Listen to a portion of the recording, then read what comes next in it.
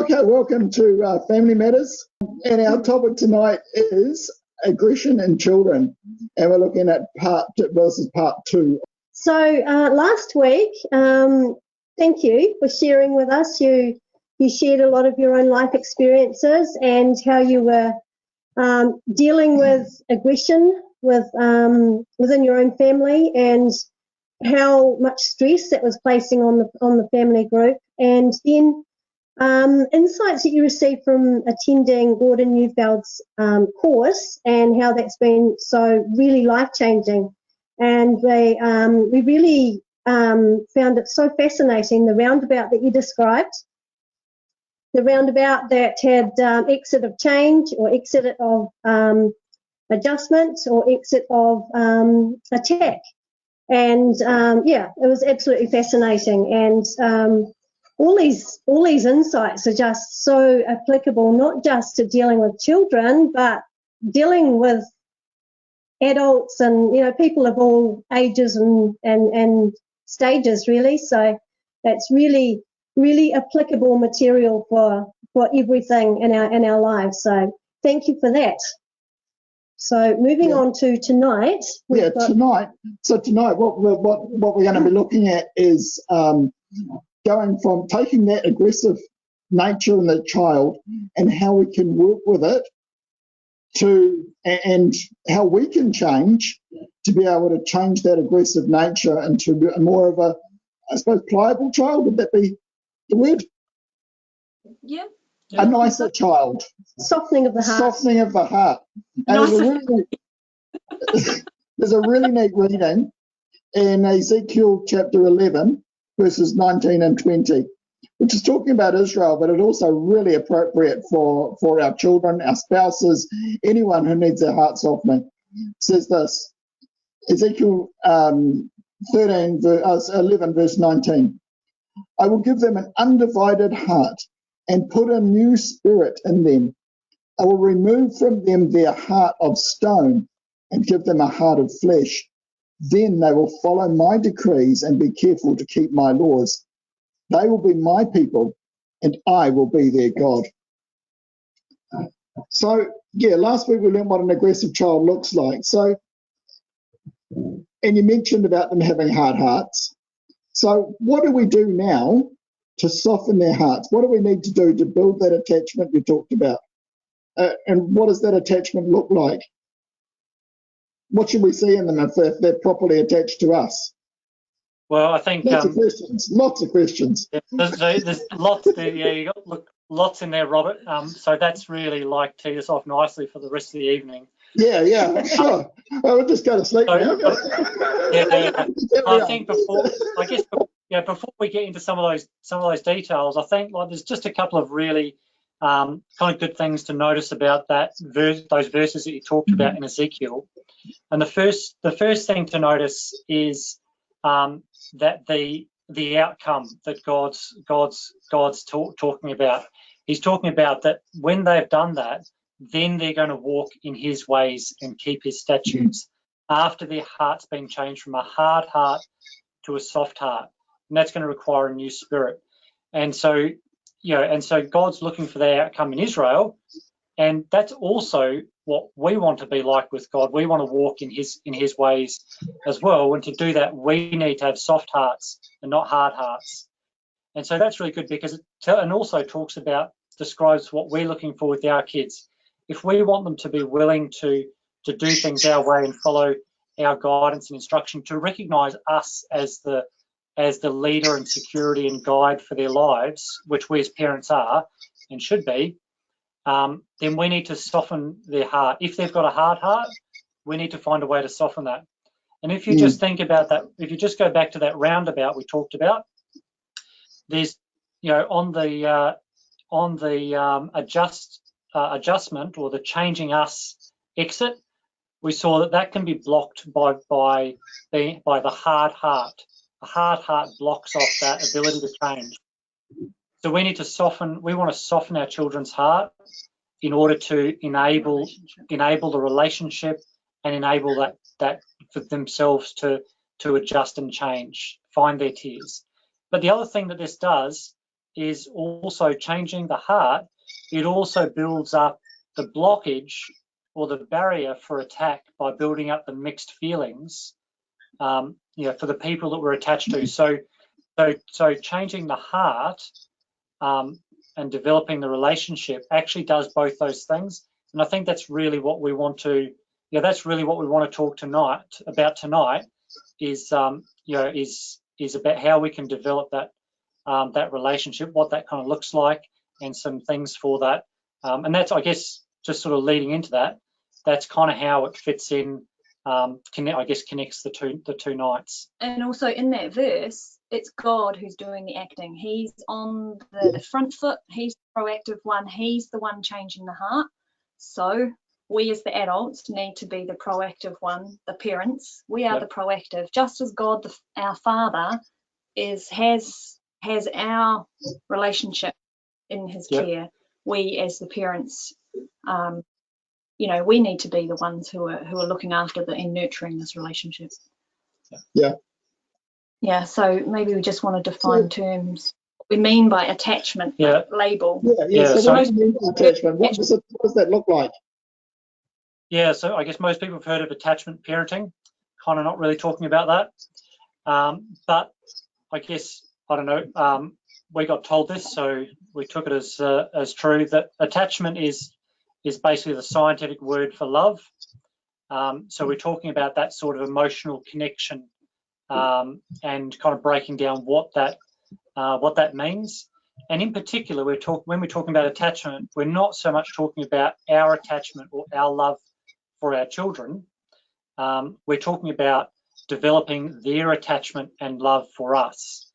Just like God's developing the attachment of Israel to Him, it's not a question about His love for them, but about developing their attachment to Him. We're wanting to develop the attachment of our children to us. And in doing so, our attachment to them will grow as well.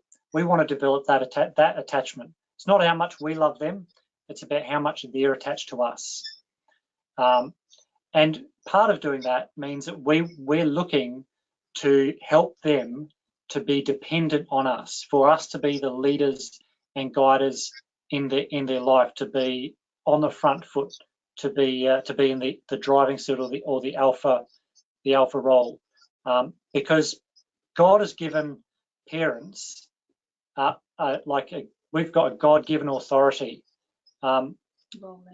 which is a role and responsibility, and that God-given authority is an authority for us to care for our children, because our children are borrowed. They're on loan from God, but He's given us, while we're looking after them, He's given us an authority over them to care for them, not for other things, but an authority to care. That's what we need to do. Not to dominate, which is what I was really good at. I'm good at controlling, I'm good at dominating. Yep. Boom, boom, boom. And that actually kills attachment. So that was a big thing for me, is that we're given this authority to be the carer, to provide for the needs. Yeah. So when you think just as God said about Israel, I brought you up on eagle's wings, and it was a very gentle, it wasn't I took you out with a whip and a whistle, whatever. But I brought you out on eagle's wings. I carried you. Exactly. And in like a hen gathering, he's going to gather Jerusalem, and it's very gentle. So you mentioned, what does it look like when our child is attached to us, or someone is attached to us? Because you can see this generally in your relationship. Well, I see it in my relationship with my spouse. So when a child is attached to their parent, they will look to the parent for guidance. They will seek advice and then listen to that advice. They will share their secrets and open up their innermost thoughts, desires, hurts, feelings, etc., dreams, everything.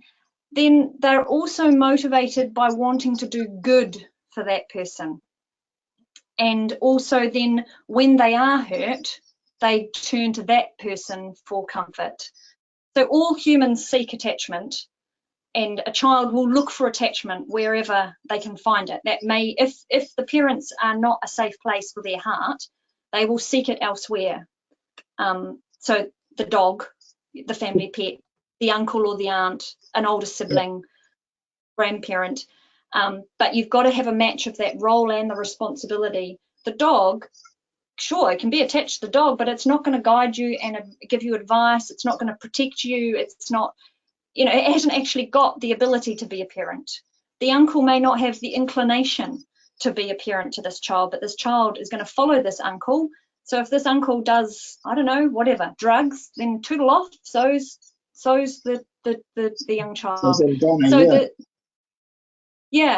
they're going to be looking for this bonding, and they're going to find it. And we as parents need to make sure that that attachment is to us, because the attachment actually gives us the power to parent.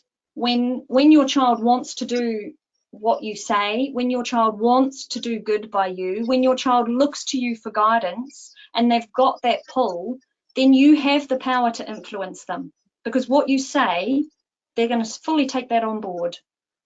You know, I think I wrote it in the spouse thing, is that if Andrew doesn't think that this skirt top combination is working, then I ditch it. My girlfriends might all say it looks fine, but I'm more attached to him than I am to them, so his opinion means a whole lot more than them. So that's kind of a very clear, simple, funny way of showing attachment. And you know, you'll probably recognize it in yourself, that the person that you really listen to will be the person that you are really attached to.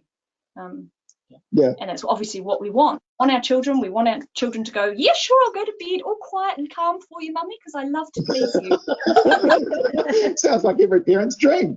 So how do we get there? So that's right. So it is like a dream, or I guess an ideal, or I suppose one of the things to remember is that relationships are not static. You never arrive and go, you know, we've arrived. There's nothing else to do. Like we've reached the destination. Like that, we all know that doesn't. So, you know, building attachment is building the relationship, and that is ongoing. And that's ongoing for our entire lives, the entire life of that relationship. So that's for, you know, right from infants right through to adult children who have left home. Like that, you know, that putting into that relationship never stops. And there's never a time where you go, you know, I don't have to do any more, put any more effort in, you know, it's all good. But there are times when you sit there and go, this is so lovely. Like, there's definitely times where it's better than others. So, it still takes my heart when Josiah says, what were you wanting us to be doing, mummy? Oh, our handwriting. Yes, I'll get my handwriting out. And I'm just like, oh my goodness, like, this is so weird. Like, wonderful.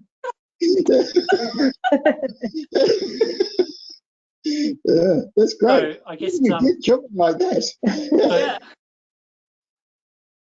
So I suppose, you know, like that's what attachment looks like. So that's where we're wanting to get, and we're wanting to have all those benefits.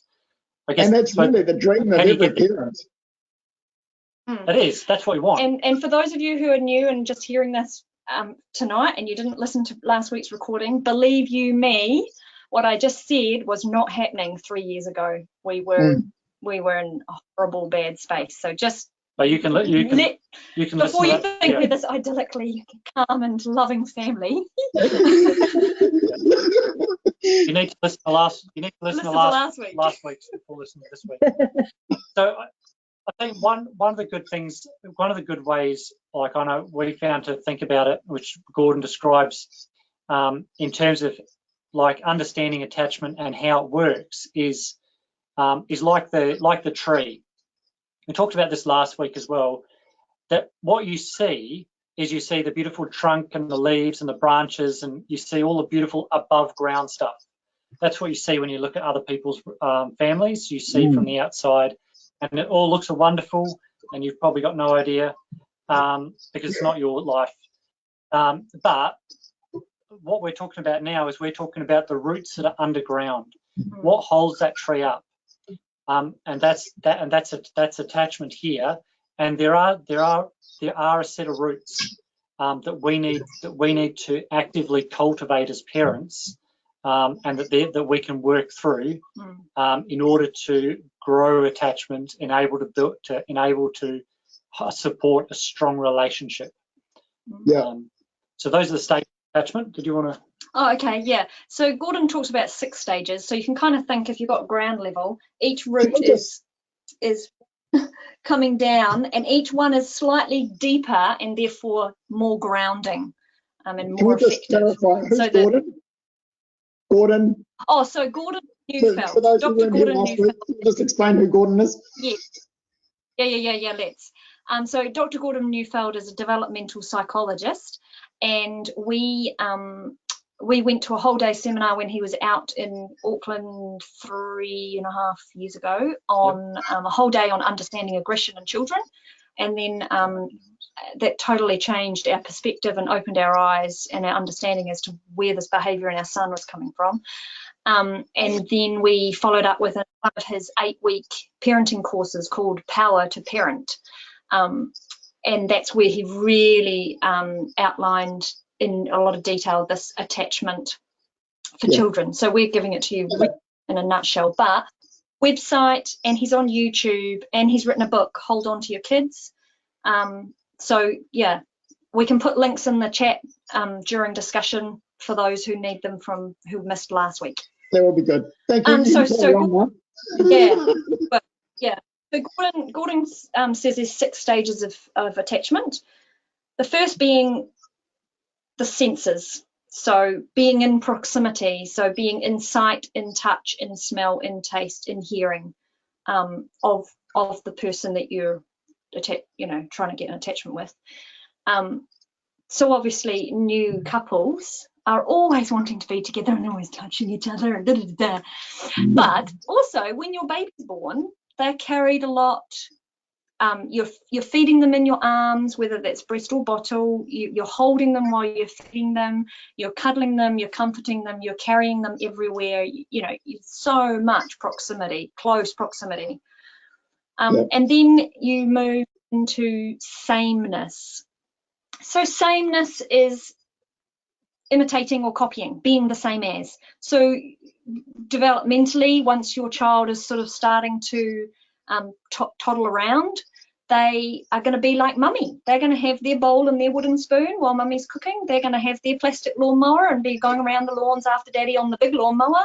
They're going to be got Teddy changing Teddy's nappy while mummy's changing the sibling's nappy, and all of that mimicking, imitating, copying stuff, being the same as. Then a bit deeper is belonging and loyalty, which is possessive. You belong to me, I belong to you. My mummy makes the best cooking.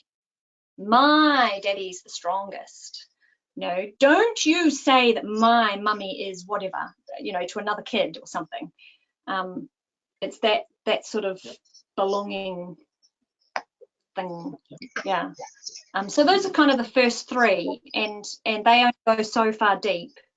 And then you have significance, which is being of value or being of importance.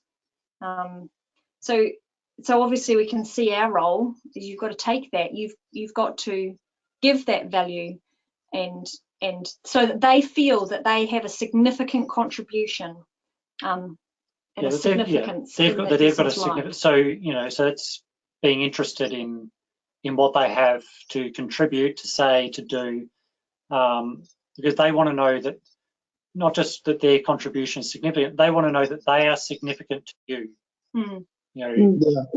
So that's when they feel really, really important, because you gave them the salt and the pepper to carry all the way over to the table and put on the middle of the table. They were contributing, and mummy trusted me with the salt and the pepper shaker. Or you let them dry the dishes, before they got sick of doing it and things like that. Yeah. They got to help sort out the socks and match them into pairs and all of that sort of thing. And then the 5th one is love. So this is your strong feeling. This is the giving of the heart. This is declarations of love. This is love notes. This is love songs. This is drawing hearts on everything. This is what we never got.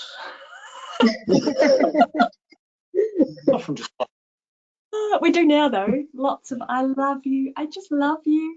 And it's just so nice.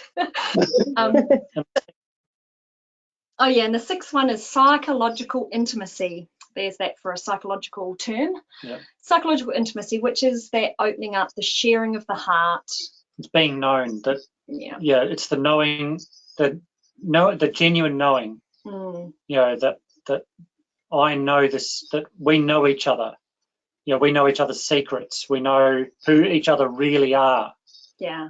You know, it's that kind of intimate, intellectual connection. Yeah. You know that you feel like somebody really knows who you are, not just maybe who you appear to be. And that's the deepest level of attachment and connection. So much more so those than are just thinking about the weather.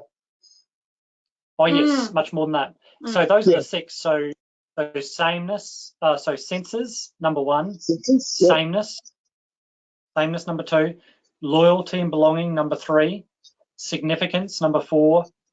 Love, number five. And psychological intimacy, number six. You can look it up online. I haven't got five on each hand, so you can look those up online. You know. So I guess one of the important things about that actually is that they do happen in that order. They naturally happen in that order for children. So if you never read a book or whatever, and you were not parents like us, but you loved your children and cared for them from day dot, this would probably all happen for you without too much difficulty, and to happen in that 6 years or so. In about 6 or 7 years would happen like that, in that sort of natural developmental progressive order. But number one happens before number six. If you try and get things out of order, then you will end up with problems. So you've got to be close before you can share secrets. Yes. Yeah, you've got to have that base, because then you've built that safety and that trust. If you're going to open up your heart, you need to know that you're going to be safe with that amount of vulnerability. Yeah. So if you have, like I did, raised your child with blame, shame, and hurt, you don't get hearts. You do not, because it is not a safe place for a heart. In fact, I'm going to build a big brick wall around my heart, because out there it's too painful. Yeah. But the good thing is that if you do go back to the beginning, if you go back to number one, however old your child is, if you go back to number one, you can start again. Which is being in close proximity. Yep, which is being in close proximity. You can start again, and you can rebuild that relationship, and you can do that at whatever age. That doesn't just have to be like, there's no age where you go, you know what, it's too late. You can go back at any time and start. Obviously, the older the child is, the more challenging it is, because you're not starting from a clean slate anymore. Especially if they've already left home. That's kind of tricky. But You just need to be a bit more creative about it. Yep. But you go back and you start again at number one, and you find ways to be in proximity to reduce the separation between you, and then you naturally work your way through. And that happens you'll know as you go through, because that will naturally occur, and you'll sense how that's progressing. And you'll see as long as you know what you're looking for. Yeah, and you'll see the signs. So so we see the signs in Josiah for sameness. So we've done a lot of proximity stuff, a huge amount. Obviously, homeschooling was a big part of that, because we're in each other's space 24/7. And in those early days, we weren't doing swimming lessons or music lessons or anything that took us apart, anyone doing anything. So, but you don't have to homeschool in order to get proximity. So we did a lot of proximity, and then we started to see the development of the other things. So particularly what's really clear is that you ask Josiah about climate change, and you will get exactly what Andrew believes about climate change.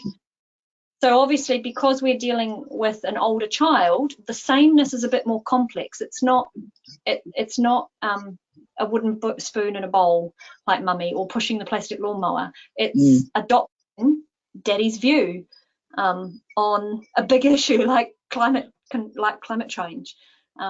So you'll start to see those things, and you can just wrap them up in your heart and just hold on to those little gems of connection, and enjoy them. So can you talk us through how you achieved some of these things? You know, how you set out on this track towards attachment, and you know, what was the process you worked through, and how long did it take to see the changes? Okay, so a couple of things. It was intense. And the first thing that we did, and that I particularly did, was to remove all the shame, the blame, and the hurt as much as possible. Obviously, you still get frustrated, you still get angry, you still overreact or react in the wrong way or manage something wrong. You're not going to do it perfect every time, but to be striving for having no shame, no blame, and no hurt. And I naturally look for something to throw blame at when anything goes wrong in my life, whether it's finding the car keys or burnt something or whatever. But there are some things, there are some things that we went through, which we were told, which actually really helped us quite a bit. And the first was that most of the thing that we actually had to work on was around the proximity thing, and also about reducing the separation. So when you're out of proximity, you become separated, about finding ways to reduce that so that you could maintain a connection. That was one thing. We'll talk a little bit more about that soon. And the other thing was that to give ourselves space and time to make decisions. So, you know, like our kids come to us with, with questions or problems or situations.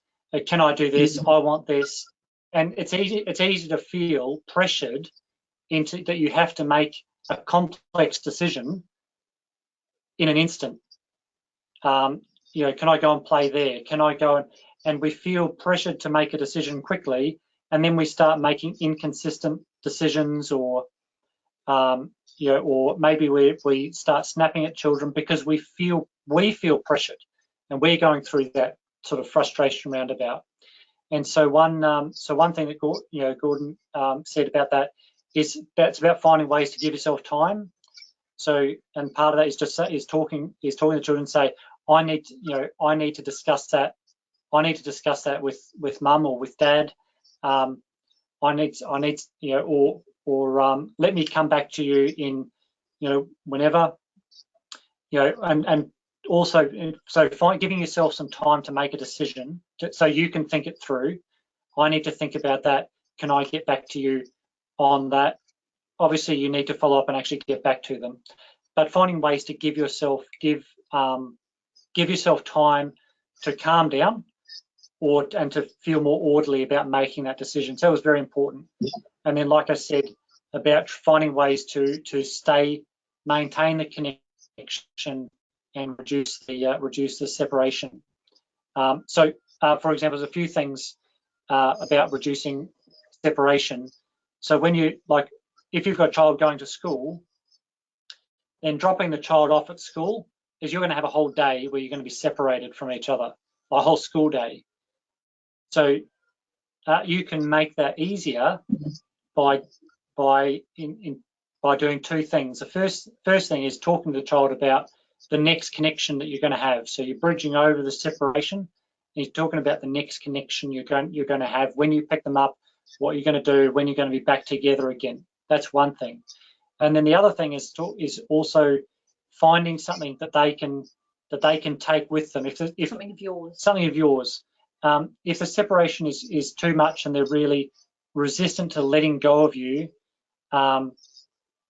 then obviously you can think about, do I need this separation? It's obviously one thing, but maybe that's not a choice. Maybe that separation has to happen.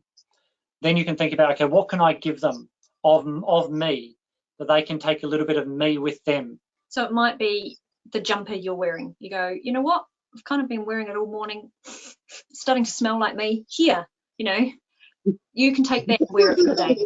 Obviously, if they've got a school uniform, It may be a photograph in their reading folder. It may be a little note from you in their lunchbox. It may be something that's got a photo in it, like a locket or a bracelet, or something that's got a photo of you and them in it together, or a photo they can put on their desk. I guess it depends whether you're getting like major aggression at school, in which case the school are going to be on board with anything you implement, because they're trying to deal with this child. So if having a photo of you on their desk works, or laminated onto their drink bottle, or something, so that they've got a little bit of a connection there with you. They've got something of you to hold on to when they cannot hold on to you. So an example of this was... I was just going to say, you had an interesting example when, Andrew, you went to Vietnam. Yeah, so during the course of this 8-week parenting course, Andrew went to Vietnam for a week. And 2 weeks. Or 2 weeks? Yeah, something. Anyway, not great when you're trying to develop attachment to have a parent disappear off a week or two. So Josiah's behaviour was off all day. He was really unsettled, and just the day I was leaving. The day Andrew was leaving. Like, Andrew was leaving on the midnight flight. So Josiah was going to be going to bed, going to sleep, waking up the next day, and Daddy would not be there for the rest of the week. And I suddenly clicked, I think this might be, we've done all this work on attachment, and now he's faced with a major separation, and this is causing anxiety. And I eventually got him to have his tears and burst into tears and acknowledge that, yes, this was the issue. And his words were, I've just realised how much I love my daddy, and now he's going away. Oh, no.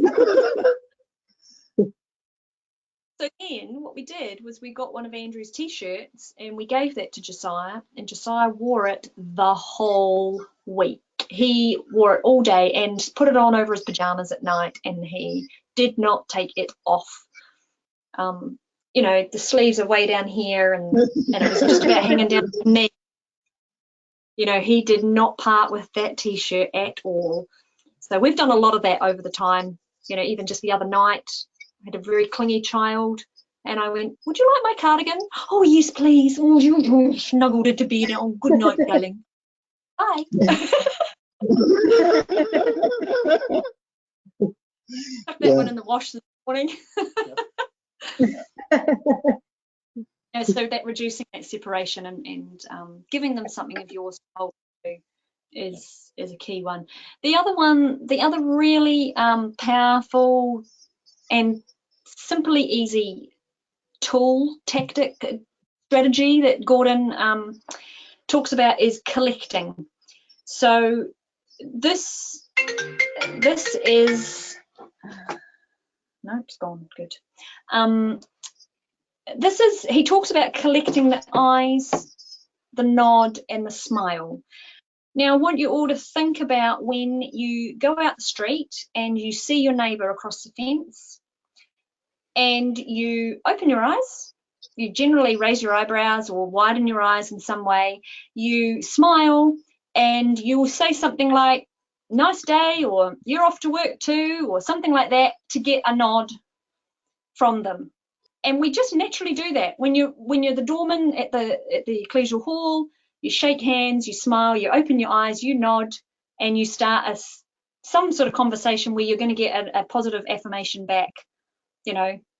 I don't know, something about the weather generally, because you're just seeking that very quick connection. So we actually do this naturally, but we actually forget to do it with our kids because we're tearing around the house. We don't make eye contact. We don't stop to talk to them. We just, can you make sure you've got your shoes and get your lunchbox in your bag and your drink bottle and meet me in the car in 5 minutes, and don't forget you've got music lesson today and you have got sports and da-da-da-da-da. We're just firing all these instructions out, and we forget to actually connect. So collecting the eyes, the nod, and the smile. He says collect more times in the day than you direct. Collect before you direct. Don't just direct. Yeah. And he says, and if you have trouble collecting the eyes, work on your relationship. Because as soon as there's a relationship issue, the eyes will go. sometimes you can't collect the eyes. Like if someone's driving, you can't collect their eyes because obviously as an adult now, we're talking about the kids driving. Not a good idea, no. But the child might be watching TV or playing a computer game, or they're knitting or something that needs their eyes on it. They're reading their book. So collect the ears and then the nod and the smile. So you're seeking an invitation into their world, and you're coming alongside in a really friendly manner. So for example, if you've got a teenager who just goes to their room and plays on their device all evening and you can't get them, Adrian Woods, so that's an Auckland-based Gordon Neufeld trained parent coach. We'll put her link in the chat as well. We attended one of her seminars, and she gave this story of a father whose son would just go into his room and play on a computer all evening. And the father was just like, I need to connect with my son. So he went in and he just sat next to his son for 20 minutes and just watched him play his computer game. And then he left. And the next evening he went in for 20 minutes and he just sat and he just watched. And he just very gently came into that child's space, and eventually they got to the point where they were playing together, they were talking about the game, and then eventually what happened was the child wasn't in his room when dad got home from work. He would come out and meet dad, they could go for walks, and it just kind of grew from there. But very, very gently, I guess it depends where your child is in age and stage development and their attachment, but you're looking to gently come alongside and collect those eyes or ears, the nod and the smile. So that really sounds like you're sort of moving, you're working towards what they're interested in, moving into their world to try and draw them back out into your world, as it were. Rather than trying to extract them from what they're interested in, you have to sort of be alongside them so that eventually they see you as someone that they want to be attached to and have part of their life. And you're just making, and that you keep it safe. So you're not going, you really should be getting off that computer and spending time with me because we're important and our relationship's important. Oh my goodness, that's not going to go down great. No. So that I'm conscious of is that when I come out of bed and I'm heading down to the bathroom, that instead of sticking my head into the kids' room, because they both share at the moment, and going, hey, we need to be getting up and you're on cooking breakfast tonight and I want to this morning and I want you to vacuum the hallway and make sure you've stripped the bed linen off your bed and I make sure that actually what I've done is I've collected those eyes or ears, depending if the eyes are open, the smile. So generally something like, good morning, did you sleep well? You look like you slept well, Josiah. Juliet has not got her eyes open. I go, oh, you look snugly in your bed, and she'll nod and she'll smile. I've got her. And then I go to the bathroom and do my stuff, and I come back, collect again, and then say, it's time to get up now. So, so it's actually really powerful, but it just sounds so simple. And we actually do it naturally with our children. At least and this is so important on all levels, isn't it? Not just the children, but in all relationships. In fact, everything you've said today, I can relate to a marriage or an older parents and child relationship, or even if you're trying to build a relationship with your parents, you can do the same sort of things, which is really cool. And if you have eyes, there's a relationship issue. And I really love the point you made before, right at the beginning, where you said this is something that we as parents need to be proactive on. Because, if you're not proactive, you will just lean into your kid's bedroom and you will just go, time to get up, time to, brush your teeth because we're going to be out the door in 5 minutes. Without collecting, you've actually got to make that effort. And you've got to be proactive about it. Yeah, be the alpha. You're responsible for this relationship. So it's, And then once you've collected, you still need to keep all that hurt, shame and blame out of the, So that was one really good thing. And then Andrew mentioned before about bridging over the separation. There can be anything that comes into the relationship that divides. So that's obviously physical separation, but it can also be discipline or punishment. It can actually be anger and frustration from either party that divides the relationship. It could be shortcomings and failures, like your child has let you down. There's trust broken, but you want to bridge over any of those things. I'll talk a bit more about that. Yeah. So just before we turn over to any further questions or discussion, can you just tell us a little bit about alpha parenting? Well, that is definitely a whole nother discussion. Actually, Adrienne Woods is that's kind of her main area of interest, is the alpha child. So obviously, all children are different, and some have different tendencies. One of the things that we found is that taking responsibility for the relationship with our children meant that we needed to be on the front foot, and actually find a lot of problems are no longer problems if you're proactive and on the front foot about them, which we weren't particularly.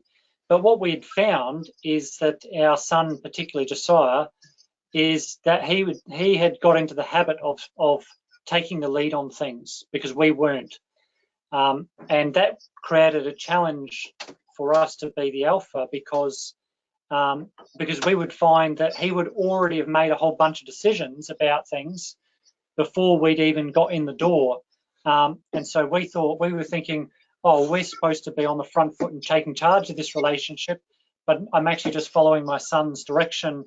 This is actually not the way it's supposed to work. He's actually supposed to be following mine. How do we change this? How do we change this dynamic? And so there are a couple of things that we need to do. Firstly, actually, I needed for myself, particularly when I was coming home from work, is I needed to already know before I stepped through that door. I needed to be basically saying what I was going to do with Josiah as soon as I stepped through the door, so it didn't have a chance. Because once you're on the back foot, it's really hard. So I needed to, and then the same, and we needed to try and create that space. The other thing is sometimes you do find yourself on the back foot. Like Naomi's got a story about playing Monopoly with Josiah, and Naomi's been doing something, and Josiah wanted to play Monopoly, and Naomi had kind of given a sort of passive agreement, and Josiah had then gone on, you're going to be red and I'm going to be blue, and we're going to play with the computer rules because it goes faster, and he'd made all the arrangements, and Naomi's like, hang on, like how do I get this? What's going on here? And then she says, Andrew, I need to talk to you. So we went down to the bedroom, and Naomi's like, how do I get back in the driving seat on this? Like, I'm on the back foot. I've not made any decisions. He's decided everything. I am happy to play Monopoly with him. Yeah, I'm happy to play Monopoly, but like, and one of the things that Gordon said, which helped with that, is you don't have to always be forcing yourself to be the boss. If you've got a yes in you, so like the child suggested something, I want to do this, I want to go for a walk, I want to play Monopoly, I want to do this. If you've got a yes in you for that, then make it a real yes. Like, not a passive go along, like a yes, let's do that. We're going to play Monopoly. Yes, we're going to play Monopoly. We're going to play it. We're going to do this and we're going to do that. And you're giving like your overt parental authority to that, and approval. You're giving your approval, so you're putting yourself back into that alpha position, that you're sanctioning their decisions. So your alpha child will be the real responsible one, the one who has it all sorted until they don't. And then all of a sudden you go, what? They're in tears. Like, so they're the one that goes, oh, Mum, I've already put the rice on for dinner. Like, we've stayed with friends and we've kind of looked, gone, oh, yeah, this is a real alpha child. She's like, Mum, you give me the keys and I'll get a taxi home and I'll get lunch started. This is after the meeting, So, like, Walter, she's 11. And you're going, wow, okay. Mum's like, yeah, that'd be great. Thanks, darling.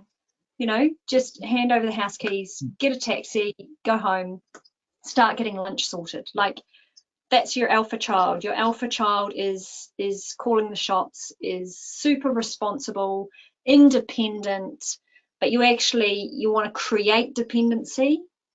In that parent relationship, you can't be sharing the alpha role. The parent has alpha and the child has to be dependent. That's like us and God. Every time we think we can be God, it doesn't usually go very well. No. We need to realise our dependence on him. So so that sort of thing. So that's kind of the area that Adrian's really quite keen on. Very, and it's a big topic. Yeah. But if you've got a child, if you've got a child like that, like an alpha child, then there's some different things for kind of specific for that. For develop. So another tip. So one was, if you've got a yes and you for your child, make it a real yes, like a really enthusiastic yes. You don't have to have a yes. You can say no and help them have their tears and deal with that wall of futility around about. But if you've got a yes, really yes it. The other thing is, I've just completely forgotten. Oh, create dependency. When they give you an opportunity to be the carer, go for gold. So they're sick. Yes, that's your opportunity. You tuck them in bed and you make them lemon honey, and you sit there and you stroke their forehead and you lay cool cloths over their forehead and you get them Panadol crushed in honey, and you just lay it on thick and get them to completely depend on you while they're down. They've stubbed their toe. You go over the top. You get out the Mickey Mouse Band-Aids, you get out whatever it is, and you make sure you have bathed that poor toe and you've bandaged it, and then every few minutes you go, how's that toe feeling? It looked so painful, and just like lather it on, and this child will probably suck it all up because they're so used to being the alpha, the carer, that they're craving this attachment, this attention, and just fake it until it's real. Like, fake it till you make it. Like Adrian says that. She said she just lathered it on her alpha child, and she just put on an act. Yeah, and it really worked.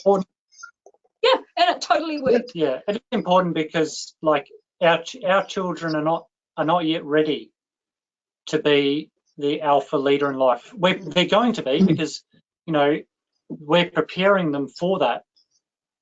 We're preparing them for the time when they're going to, because we as parents have got a long view of their development, and we're preparing them for that time, but they're not there yet. And so, if they take it on too soon, they don't have all the maturity for that alpha position just yet. Yeah. Yeah. And I notice it. If I realise that Josiah is renegotiating everything I say, that he's calling the shots, I realise that it's because I'm not being the alpha. It's probably because I'm preoccupied with something else in my head or my emotions, and I'm just not quite with it. I'm not there fully. And I see that because that now no one's an alpha, so he steps in, Yeah. So we've covered a lot tonight, and it's been really, really good. So thank you very much for that. We've covered what it looks like to be attached, or for your child to be attached to you. We've looked at strategies for attaching. We've looked at the stages of attachment. It's been really good, and now just now looking at what happens if your child is an alpha child who wants to run and organise everything. All those are vitally important. Yeah. Things for us to actually be aware of as parents. And I know, when we were parenting, we had no idea about most of this. But it's good to be able to, it's been good for us even just to hear that, and to be able to, with older children even, to be able to put some of that into practice. It's been fantastic. So So thank you so much.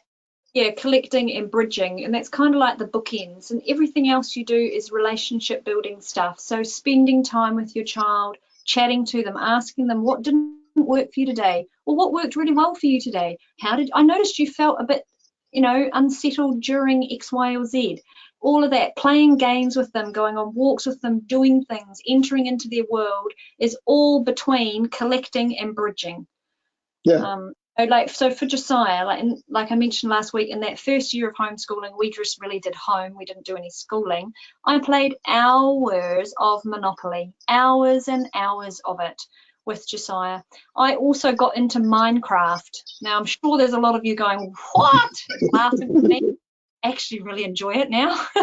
But this was something he really enjoyed, and I just felt like this ogre saying, you've got to get off, and there's your timer gone, and if you're not going to get off, you lose it for the next day. I suddenly went, you know what, I'm going to see what is so good about this, and I'm going to validate him. My goodness, his face when I said to him, all right, give me an iPad, get me that book of Minecraft you've got. Okay, Josiah, sit here, teach me how to play. He just blossomed. It was like, oh, you know, I was interested in something he was passionate about, and he just was so cool. My mum plays Minecraft with me. Whoa, you know. And then I just got hooked because, like, you can like put in all the windows and you don't like them, so you can just smash them all and put in pink ones. Whoa. No. My mum spent all of Saturday morning on Minecraft. Whoa, he's telling the whole neighborhood. You know, it's trying to create that sameness and validating them and their interests. All of that happens between collecting and bridging any separations and dividing. So and that's and I guess, you know, so what we're doing is we're trying to, like, we as a parents, we're trying to create the environment where that relationship can grow. You know, it's not something that we can easily directly fix. You know, it's not a building that we can construct. It's a plant that we need to allow to, you know, to grow, nurture and care for it. And what we can do is we can care for the environment that will allow the attachment to naturally grow. Put in the good soil. Put in the good soil and all those things. Do those, you know, work on those you know, the collecting and the bridging and allowing for frustration. Allowing for all those things. No hurt, no blame. And particularly removing blame and shame and hurt from our interactions, and creating that environment for the attachment to grow, because we're wanting to draw the children, our children out from just being interested in their childish things, to learn from us, to take on our values, to take on our thoughts, to discover, you know, what we think is important. To discover like a whole new world that we know about, but they don't, and so that we can share that with them. But to be able to do that, we need to make it safe for them. And if it's not, then we need to spend a bit of time with them in order for them to come out with us. So another, the alpha thing was also, Gordon's big on you as the parent, or us as the parents, being our child's answer, being the solution to all their problems. So they come to you and say, I'm struggling with my math, I'm struggling with my homework, I'm struggling with this child at school, I've been offered drugs and actually I'm struggling now with that, I'm struggling with cutting myself, I'm struggling with, you know, whatever, on the full spectrum. When they disclose that to us, we don't ever say, I don't know how to deal with that, I can't cope with that, oh my goodness, don't tell me you're thinking about committing suicide, I can't handle that. You comfort and you go, I will find a solution, we will work this through, we can do this, thank you for sharing it with me, let's deal with it, let's do it. The math homework, you can go, darling, let's sit down together and do that right now together, I can help with that. The cutting, you may try and give yourself a bit of space, give yourself some time, comfort. Once they're then gone, then you get on the internet and you find out the answer, you contact the specialist, you do that, you are providing the solution. you know. And I'm just starting to be really aware about that with Juliet's skin, because I really actually have no idea what to do. But I'm trying to say to her, right, this is what we're going to do. We're going to do X, Y, or Z. And we do that in that order, rather than, what do you think's caused this flare up?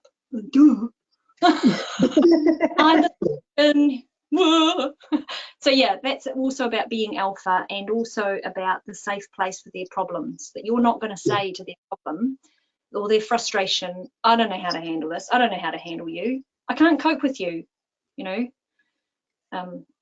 Our relationship, you want to say our relationship is strong enough and big enough to cope with anything. Yeah, no, that's really cool. And I think each of us can take something away tonight. And for me, one of those things that's going to be happening in my family is I'm going to be, well, and I've actually been practicing over the week, is collecting, you know, the eyes, the nod and the smile. Yep. So I'm trying to work on that. That's right. So, you know, and you know, I think it's, well, hopefully it's making an impact. And I think there's was best you suggested earlier, actually, Andrew, while we were talking before this. You said first, Romans chapter 13 verses 9 and 10 says this: and whatever other commandment there may be, are summed up in this one rule: love your neighbour as yourself. Love does no harm to its neighbour. Therefore, love is the fulfilment of the law. I think that's a really great verse to finish on, because really that's what we've been talking about. We've been calling it attachment, but really what it is love.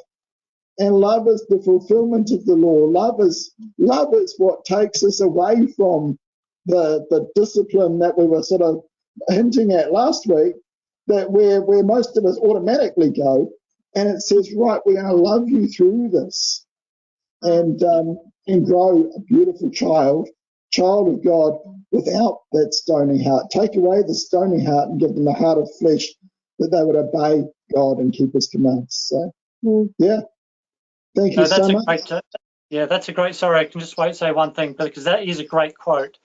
And we haven't really talked about incidents or discipline. We haven't talked about any of that, and we're not going to particularly now. But that's such a good quote, because it reminds us that, you know, the law, you know, the rules and values and law, they're important. But just focusing on the things at the edge and the boundaries, and that is, or on the tree, you know, is not where things are at. Things are at about developing the attachment, the relationship, the love at the heart, and that's what we want to do with, like you said in that quote. That's what we want to focus on with God, and if we do that, then largely the things that those boundary things about the, you know, the law of Christ, and they take care of themselves if we focus on that. Totally. Like I seriously have difficulty thinking of a time now where I have to do more than ask Josiah twice to do something. Like, just repeating my instruction is enough. Like I said, you know, what did you want us to do? Oh, you wanted us to be doing our handwriting. Like, he's like, we've come such a long way, and I know we've still got a long way to go, but you know, the discipline, the punishment stuff is all so few and far between now, because he wants to do what will please us. Amazing. Yeah, it's beautiful. So isn't this so a picture of our relationship with God, or what it should be, what we should be aiming for, and what it could be if we work towards that end. Yeah.